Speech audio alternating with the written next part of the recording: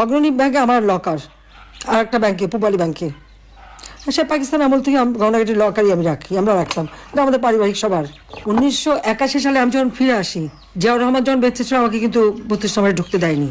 জিয়া যখন নিহত হলো এরপরে সাত্তার সরকার অর্থাৎ বিএনপি সরকার ক্ষমতায় 12 জুন 32 নম্বর আমার কাছে হস্তান্তর করবে।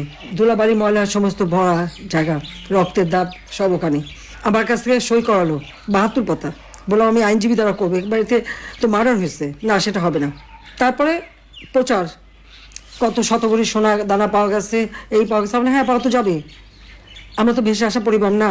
আজকে আবার অগ্রণী ব্যাংকে তালা ভেঙেছে, কেন তালা ভাঙলো? চাবি তো আমার কাছে, আমি তো এখনো জীবিত আছি। আমি যেখানে এখনো জীবিত আছি আর মামলায় কেবল একটা রায় দিয়েছে, রায়ের সব ধাপ তো শেষও হয়নি, তার আগেই কেন হাত দেবে?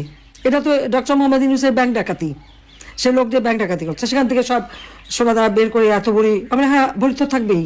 সেখানে আমার দাদি, নানি, আমার মা, কামালের বিয়ে হয়েছে, কামালের বউয়ের গহনা, জামালের বউয়ের গহনা, এমনকি পুতুলের বিয়ের পরে তার কিছু গহনা সবই তো ওখানে রাখা ছিল। তো আমাদের তো ছিল গহনা, আমরা তো অস্বীকার করি না।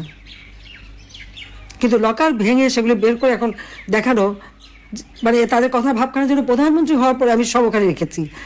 আমি চ্যালেঞ্জ দিচ্ছি যে প্রধানমন্ত্রী হওয়ার পরে কবে আমি অগ্রণী ব্যাংকে যে লকার খুলে এসেছি আর জিনিস রেখে এসেছি, সেই লগবুক বের করা হোক, দেখা হোক।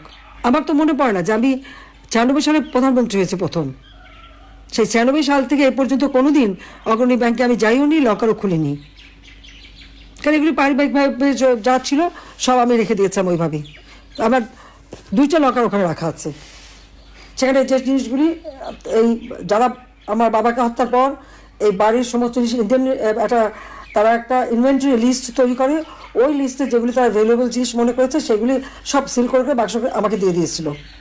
তা আমি সে কোথায় যাবো, বাড়ি নাই, ঘর নাই, তো কিচ্ছু নাই থাকার।